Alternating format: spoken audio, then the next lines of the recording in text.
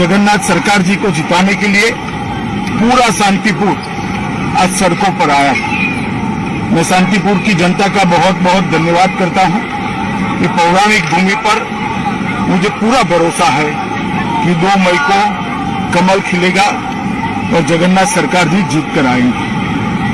बंगाल के चुनाव के चौथे चरण के मतदान में कल एक दुखद घटना हुई। एक बूथ पर कुछ अज्ञात लोगों ने हमला किया।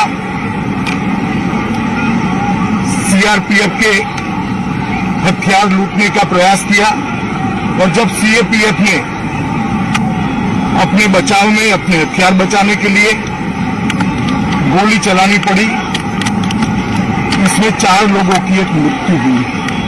तो बहुत दुखद घटना है। मगर इससे ज्यादा दुखद जिस प्रकार से इस घटना को पॉलिटिसाइज किया जा रहा है वो है। मैंने ममता दीदी के स्टेटमेंट देखे, उसी बूथ पर सुबह आनंद बर्मन का हत्या कर दिया गया, गुंडों द्वारा हत्या कर दिया, और वो इसलिए हत्या कर दिया गया कि वहां पर मतदान न होगा। उसी बूथ पर हमला किया गया और उसी बूथ पर सीआईएफएस के हथियार लूटने का प्रयास किया। मगर ममता दीदी सिर्फ 4 लोगों को श्रद्धांजलि देती है, आनंद बर्मन की मौत की उनको नहीं पड़ी। मृत्यु में भी तुष्टीकरण और वोट की राजनीति, बंगाल की राजनीति को ममता दीदी ने कितना नीचे गिराया है, ये इसका एक उदाहरण है।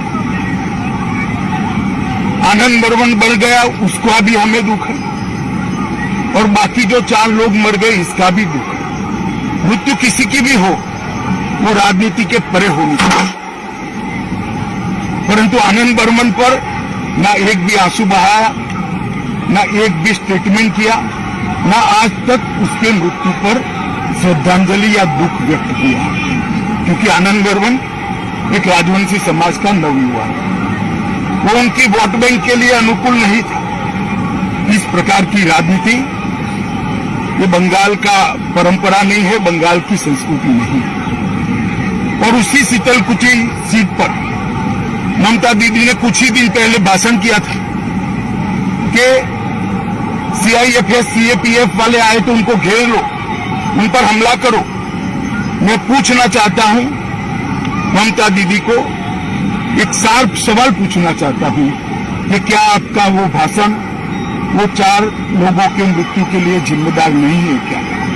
अगर आप वो भाषण न करती, ये 4 युवा सीआरपीएफ पर हमला करने का हिम्मत करते क्या? आपने उनको उकसाकर एक गोलीबारी का कारण दिया। मैं मानता हूं कि ममता दीदी के पास अभी भी समय है। जो 5वां युवा मर गया है उसको भी श्रद्धांजलि दें, उसकी भी बात करें, और बंगाल की जनता को इसके लिए, ये जो उन्होंने भाषण किया इसके लिए बंगाल की जनता के समक्ष माफी मांगी। और साथ में मैं बंगाल की जनता को विनती भी करना चाहता हूं, ये एक घटना छोड़कर बाय एंड लार्ज बंगाल का चुनाव शांतिपूर्ण ढंग से हुआ है। हालांकि कुछ भारतीय जनता पार्टी के कार्यकर्ता चुनाव के दौरान भी 5 से ज्यादा कार्यकर्ता मार दिए गए, इसके लिए भी ममता दीदी कुछ नहीं बोली। परंतु बंगाल का चुनाव शांतिपूर्ण हो रहा है, वो बंगाल में एक नई शुरुआत। पहले कम्युनिस्ट और फिर तृणमूल कांग्रेस ने राजनीतिक हिंसा को बढ़ावा दिया है।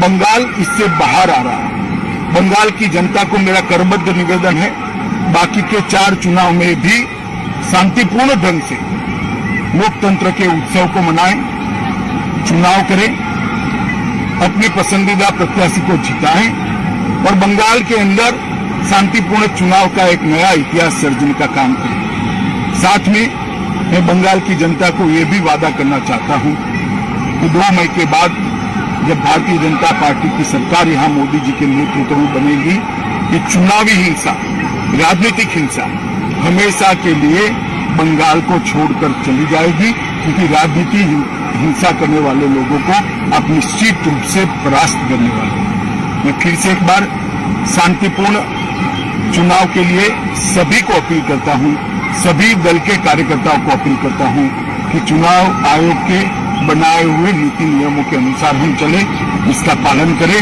और चुनाव को शांतिपूर्ण रखें। धन्यवाद।